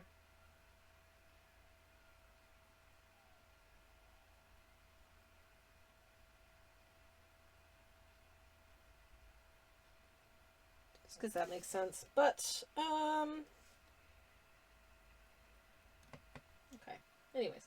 Lil Epicera says, I've tried making things with clay before, but this is beyond my capabilities. Only the most gifted people on Earth can do it. I have done a little bit of clay work, and not in about a gazillion years, because it's the kind of thing that requires, I think, more wherewithal and stuff than I have access to necessarily. And, but in a way that I don't necessarily feel like I want to invest in. It's one of those things that I would love to do, but I'm like, I also don't want to have to, like, pay to do it. I need a lot of stuff that I don't currently have, so, but I love it. The times that I've been able to, like, work with clay and that kind of thing, so nice, so joyful. Such a pleasant activity, and also what you get at the end of it is super cool. Not that I was good at it, but I had fun. Anyways, okay. Now I really do need to attempt to get this piece done today. So I think I'm gonna do some horsey line white now. So I'm gonna pull up just the reddest of the red that I can get from here for my, like, fire accents. And start just getting some nice outlines on these little flame drops that are kind of flowing outwards, sparking upwards from our haunts. Closest I could get to making my own slugs from the movie Flushed Away out of Play-Doh. Oh, that's rad! That was, that is a, That is what, like, what's the name of that claymation guy? Like, the guy that did Wallace and Gromit. Aardman Films. Nick Park, I want to say, is the sort of main guy's name. I think my moderator / spouse is shouting yes. As a much younger person, I was briefly friends with someone who was friends with that guy, but I never interacted with him myself. But that was one of those things where, oh my god, my friend is friends with that guy. That's so cool. But that was many, many moons ago in another lifetime. Nick Park, brother of Hyde, says Dan.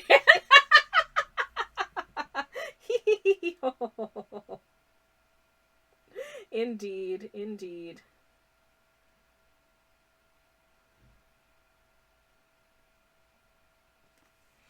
And of course their cousins, Regents and St. James's. Anyways. Little Episaur says, oh, a Rapidash Pokemon! Quick, a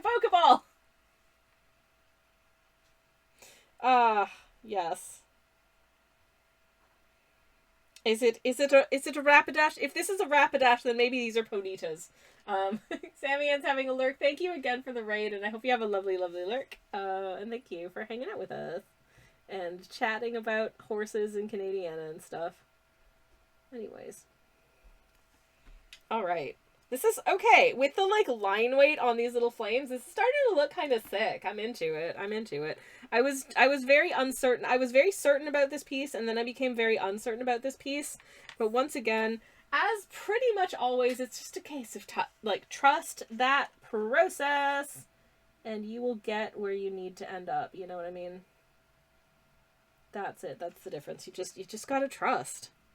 You just gotta trust. And you will get there.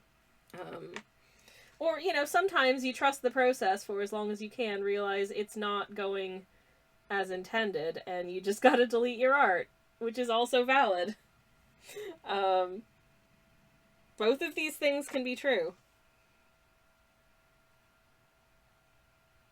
And I do occasionally make things where I'm just like, I'm not really happy with the way that this turned out, and that's fine. I actually think that's kind of important to have things sometimes that don't work. Because you learn things from the things that don't work. Hopefully you figure out what it is that isn't working for you, and you're able to do it differently the next time, you know what I mean? But I'm hoping that this nice, intensely saturated line weight will give us a nice cohesive looking fire horse. I don't know where my head was at last year, but for some reason I didn't have the time or the means to do a piece for last Lunar New Year, and I felt really sad about it. I did do one from the year before that I think it was the year before, where it was a dragon. And I really enjoyed doing that one. But I didn't get to do one last year, which I felt a little bit sad. Little Episaur says, the most certain thing about watercolor, trust the process. Even if you don't trust your hand, it will work out. If it doesn't, it's a new style. That is a wonderful way of looking at it. Yes, exactly. Happy accidents, as Bob Ross used to say. There are no mistakes, only happy accidents. Trust the process, says Tiles, until it betrays you, then begin to plan your revenge. Yes, exactly. Annie says, also learning to let go and not get attached. Big lesson to learn in pottery. Oh, I believe it. As with any art form, there are so many different times and places and ways in which things can go a little bit sideways. I only worked with a pottery wheel once, and otherwise the only pottery I've ever done has been, hand building.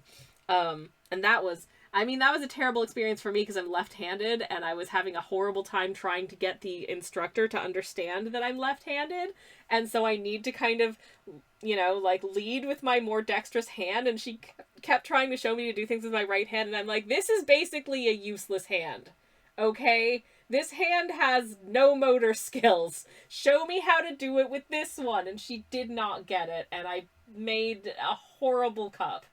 It was a bad cup. I just, at some point, I was like, well, this is as good as it's gonna get. I'm done. I'm just gonna stop. And it was the stupidest cup anyone has ever made. But so it goes. I am genuinely in awe of people who can produce, like, good pottery. I think that's so stinking cool. Alright, let's get some little shapes onto these little guys at the back here.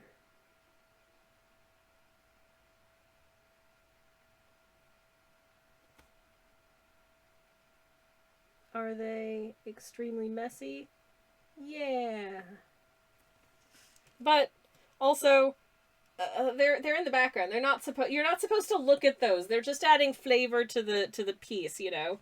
They're not the focal point, so really it's your own fault for paying attention to them in the first place.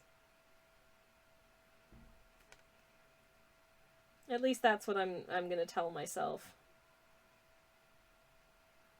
There we go. Okay. All right. We are done with the flames. Hurrah! I am going to try and add some little additional, like, environmental details around. You have poor hand-eye coordination, you play Metroidvania-like games. Come on, you have amazing muscle control. You know what? I feel like, okay, listen, here's the thing. Making a clay pot using a pottery wheel and playing a Metroidvania game are two very different sets of, like, motor skills. They both involve fine motor skills, but they're very different. Likewise, I can hand sew and I can knit very well, but I have yet to try my hand at embroidery, and I'm gonna guess if I do, it'll be ugly as hell. Also, I draw and paint, I think, with a reasonable aptitude. Like, this isn't a horrible sketch of a robin, for instance. But my handwriting, if you want to see my handwritten, like, letters and words and stuff, illegible. Absolute, incomprehensible, like, scrawl. Nothing. Horrible. Me too, says Annie. I had to learn to do right-handed on the pottery wheel. It took me so long to get the hang of, but then I was the only one who sold stuff at the end of the show we did. Oh, hell yeah. Congratulations. That's rad as heck. To be fair, I also had that experience with guitar, and if you were to hand me, like, a left-handed guitar, I would struggle way harder than I do with a right-handed guitar, because that's how I learned it.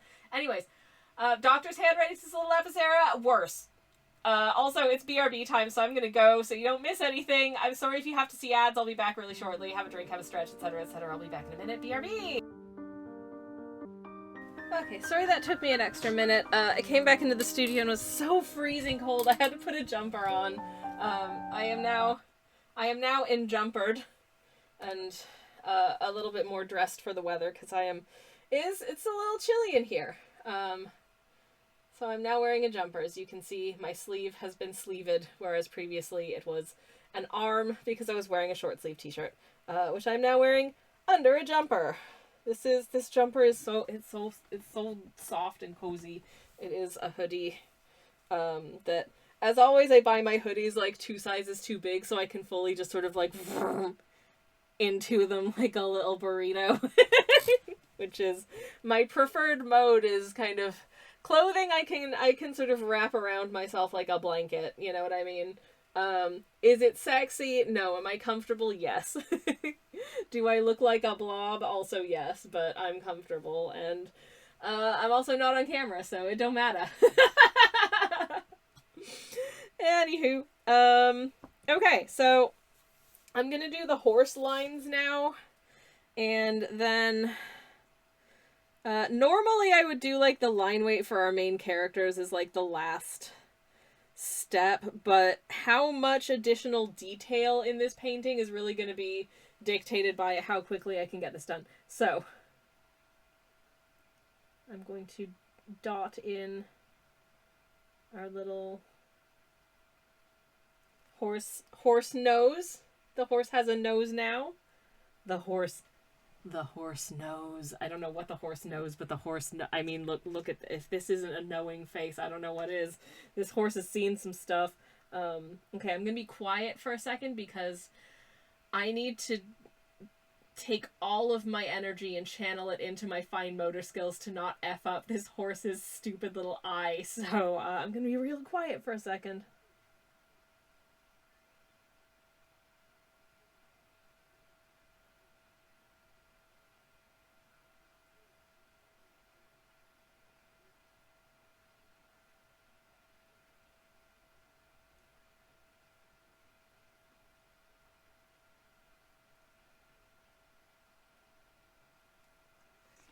Okay. That took way longer than it should have, in part because... Come on, focus. Come on, focus. There we go. That took way longer than it should have, in part because as soon as I try and focus up on something, my eyes decide, oh, it's time to kind of judder and not focus at all. And, like, my vision just goes, like, for a second. Like, it just... Like, my eyes can't cope, and it just goes, like... I don't know. Like, my eye just does a little... And then I can't see anything for a second. So that's fun. So I had to wait for it to kind of come back from that. So much fun. So much fun. I think I'm just going to use... Because this is quite a brownish black. So I think I'm going to mostly use the black for my line weight. And I'm just going to kind of mix it with what's left of this brown. Because I do want these lines to be nice and, you know, reasonably well defined. Fun, says Tels. Yes, exactly. You get it. You get it.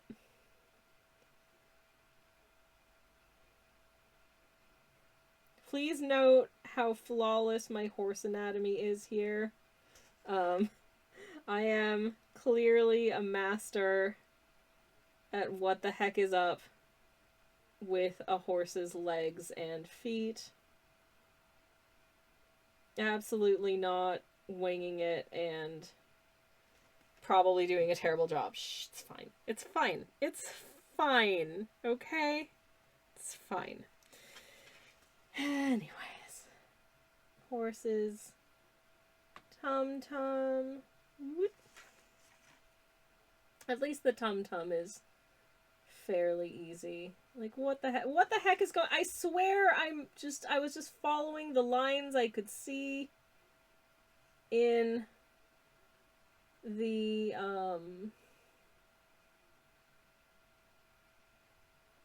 source photo that I was using, and none of it feels like it makes any sense. Like, every single one of this horse's feet look like different things. What's going on? Insert horse anatomy drawing meme here, says Little Epicera. Genuinely, I think this is probably one of the hardest Lunar New Year animals to, like, draw well. Because horse anatomy is so stinking strange. There we go. Okay, I've done the horse's legs. Yay! Happy little haunts. Happy little haunts. I'm gonna... Okay, the horse is going upside down for a second so I can bring this line sort of around the chin, over the snoot of this extremely accurate horse face shape. Well, as we know,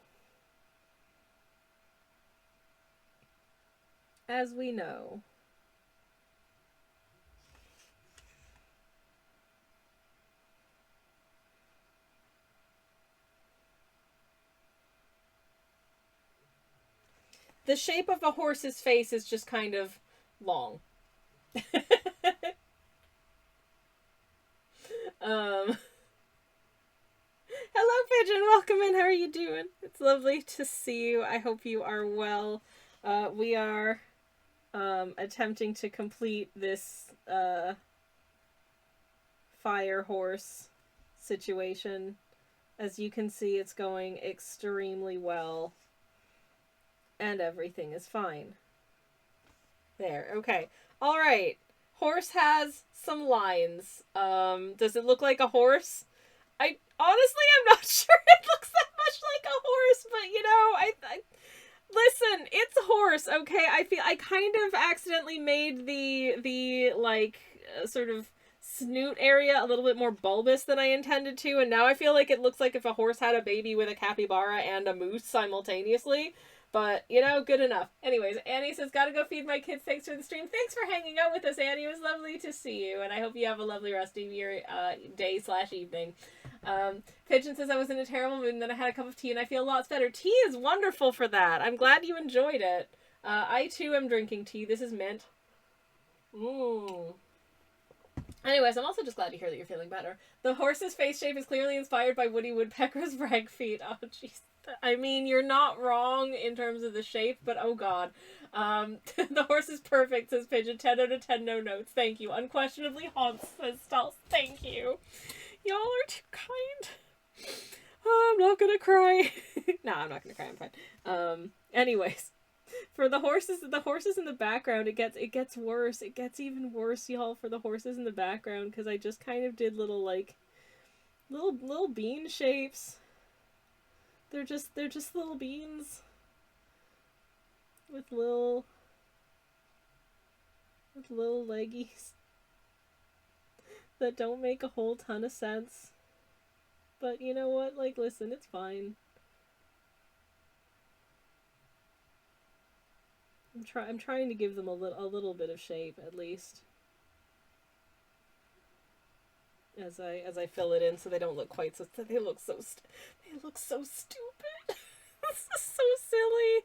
This is I'm gonna have to post this on my Instagram today or tomorrow. People are gonna see this outside of stream. People are gonna look at this and they're gonna judge me, and they're gonna be like, what the hell is this schmuck doing?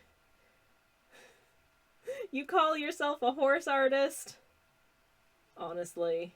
And honestly, no, I don't. I call myself trying my best. And with the full awareness of the fact that this is... Y'all. Listen, you know, did you see the Gradient Horse website? I posted it to my Discord because it is such a lovely website. If you haven't been to it, it lets you can draw a little horse in your browser and then set the horse free, and the horse will like run along with all of the other horses, and it sort of animates so like the horse's legs move. It's really cute. It's so cute. Anyways, I realized I should probably give this horse little horse ears. That might make them look a little bit, you know, I feel like actually, yeah, they look a little bit more horse adjacent if they at least have little horse ears, you know? So gotta make sure we get the little horse ears in there. Hell yeah.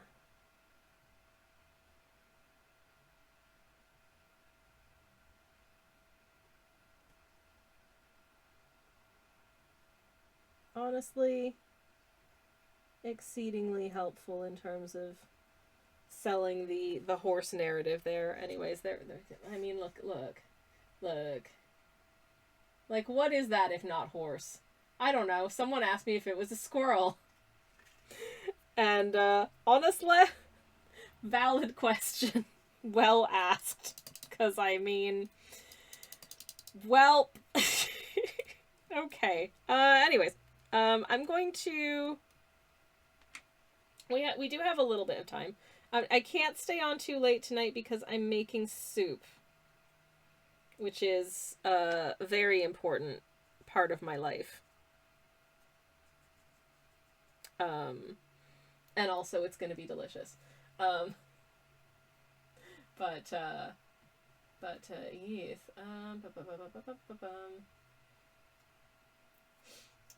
Lil Lapicera said, someone give this the award for best of the year. It should be in the book along with the drawing of the contemplative Frieren and the thoughtful Sasuke. 10 out of 10. Hey, you know what? I haven't seen the Sasuke, but I love that Frieren.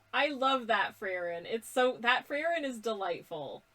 I genuinely love it, and that is such a difficult angle to draw that, you know, that person should feel very proud for having done it. And also based on what I've seen about it on the internet, they seem to have taken it very well. And a lot of people came out with, like, you know, some really good resources and tutorials and pointers and stuff for how to draw faces from that weird ass angle. So it all worked out. So, you know, I accept the compliment. Honestly, thank you. Honestly, thank you. Anyways,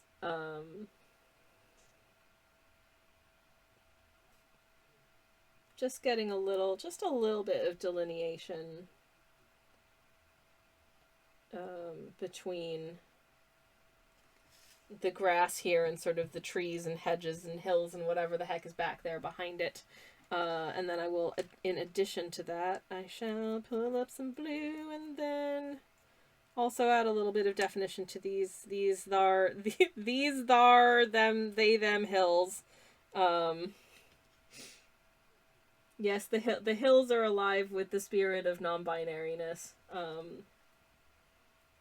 Anyway, soup is an excellent choice, says Little Episode. It is, it's so good. And I am a very silly soup-making sausage. I mentioned this up top of stream, but I had myself a quesadilla with beans in it for my lunch today.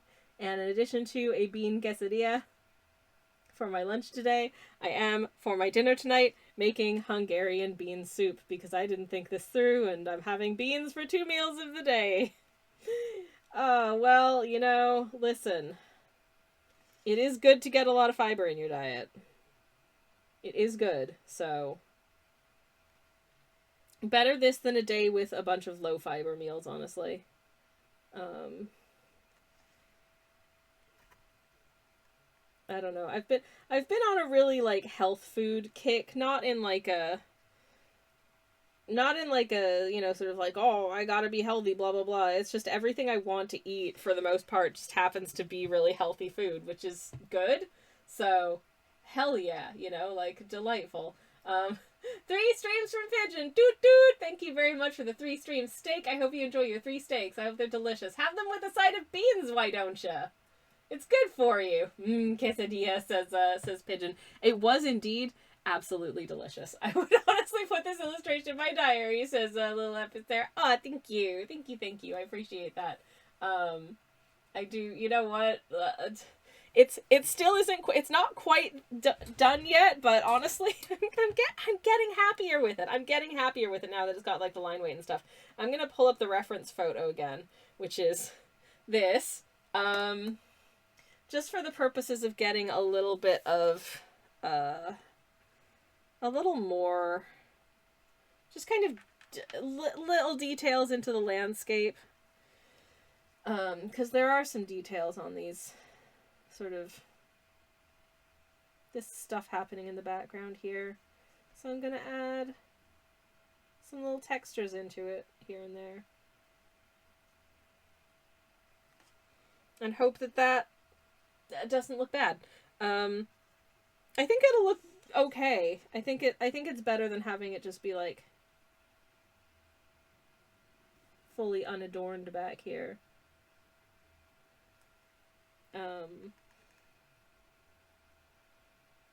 Just give it a little textures. Little moments of texture, no bad thing. A lot of this I feel like is gonna kind of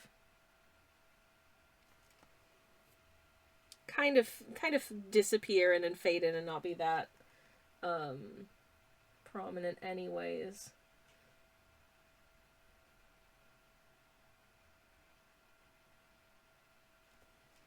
So that's fine. But just so it doesn't feel quite so just a bare texture, you know?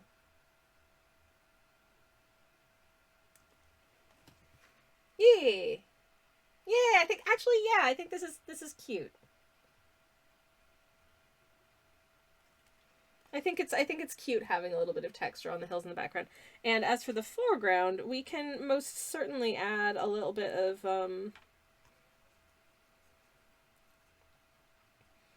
some, like, grasses and the like, I think. Just some little instances of like grass texture onto the what have you. Anyways, little episode. So today's a holiday in my city. Ooh, happy holiday! And I don't want to go back to normal life tomorrow. I'm so sorry. I'm so sorry. I'm so sorry. I feel you. I hear you. And I'm so sorry that that your normal life resumeth tomorrow. I know that feeling, and I commiserate.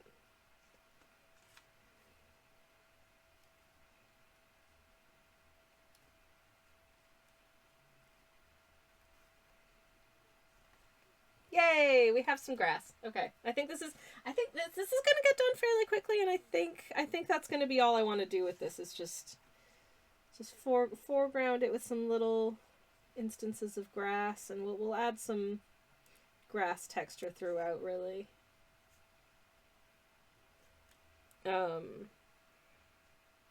For, you know, flavor.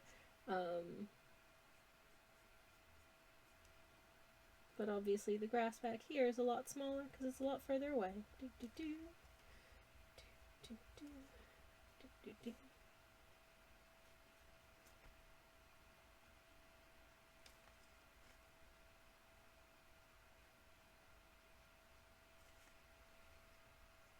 Just some funky little grass patches.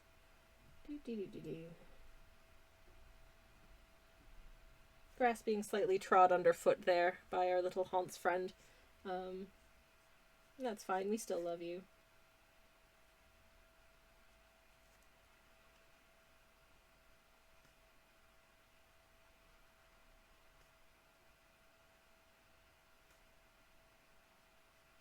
Sorry, got quiet, was concentrating on grass, as you do. Anyways, I hope everyone has a nice week lined up this week. I hope that whatever you get up to is interesting and exciting and fun. I don't think I have any particular plans that are interesting and exciting and fun. I will be working on editing my next YouTube video, which I have now finished filming, so it will actually maybe be up sometime in the near future. And I do have most of another video for after that one also filmed, so that's kind of exciting. I'm kind of looking forward to that. Is this done? Is this this might be done. This might be done. Is it the most thrilling piece of artwork I've ever produced? No. Does it tell a story? Maybe. I think I'm done. I think I want to stop. I think I'm good. I think we get that. My plans include taking my bi-weekly meds on Wednesday. Hell yeah, love that for you, Pigeon. Oh, that's the exciting thing I did today. I scheduled a blood test, but it's not until next week, so I don't have to do that yet. But I will be taking myself out for a treat after my blood test, because it's at like 11 something in the morning, so bang on time for me to go get a coffee and bring myself home something nice for lunch. I'm going to pop my signature into the... Oh, little Epiceros' sign. Yeah, of course. Of course. Your barbecue horse is so cute, says Pigeon. Thank you. I like getting to take the new year as a inspiration for an artwork. And I haven't had a chance to do it. I didn't get to do it last year, so I'm happy to get to do it this year. So this is our Hans. This is Hans the Hans. We named him Hans. This is Hans the Hans. And look at his little face, please. I can't express how much this horse delights me, says Pigeon. Thank you. Good Hans, says Styles. Thank you. This Hans loves you. Mwah. Big horse kisses. I don't know if you want that, but tough. Little Episode says, I'm gonna buy a plane ticket to steal that drawing. Oh, Biddle boy. I feel like the amount of money that you would spend on a plane ticket, you could give a tiny, like, 1% of that to just buy the painting, honestly. And I would just mail it to you. Like, I could just do that, honestly. Anyways, but in the meantime, that's Firehorse. And I'm going to see if there's someone we can do a little raid on. And I'm going to thank y'all for hanging out with me today. I've had a lot of fun. I wasn't sure how today was going to go because I wasn't feeling very well, but you've made it such a nice day, and I've had such a lovely time, and it's been so nice hanging out with y'all and doing artworks and stuff. So thank you. So thank you all for that. Wait until it's in the Louvre and then steal. You know, honestly, yeah, do that. Do that, because that would be hilarious. Let me just check and make sure that this person isn't about to end before I send us in a raid. I'll be back on Thursday doing a different artwork. We'll be doing probably one of two things. Because I do have some sketches. So, we might be painting... starting to paint a bunch of birds if I finalize the sketch, because I'm still working on these sketches, by the way. They're not done. Or I want to make another PNG tuber. Hi, it's me. Because this is me. And this is what I look like when I'm painting. So, you know, anyways. Do I need another PNG tuber? I don't know. But we'll do one of those two things probably, or both depending on time. But everyone knows that the correct way to test a new watercolor palette is by painting birds, says little episode. I mean, you ain't wrong. I love birds. I love birds! Birds is so good. As you well know, I do love birds. Anyways. Let me make sure that this person isn't just about to finish, which they might be, so let me just double check that they're not ending. Please don't be ending. I don't think... Okay, they're not ending. Alright, let's go... Let's go say hi. If I can... Okay, the raid start. For some reason, there's always a bit of a delay when I try to start a raid. I don't know why. It just hates me. Anyways.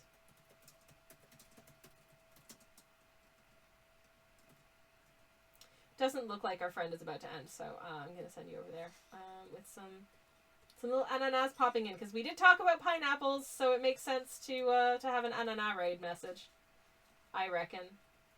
So here's an ananas raid message. If you have the emotes, feel free to grab the emotes. If you do not have the emotes, you can just say generic raid message and append any cool emotes that you do have if you want to. It's all good. It's all good. Anyways, perfect shrimp posture, says Pigeon. Yup. Honestly, it's also accurate. But thank you so much for hanging out with me today. I've had a really lovely time. I'll be back painting some birds or a personal shrimp next time. I don't know yet. We'll figure it out when we get there. Possibly both. Maybe something else entirely. Who knows? But thank you for hanging out. I hope you have a lovely rest of your week. Take care, everyone. Thank you and stuff. And good night and good luck.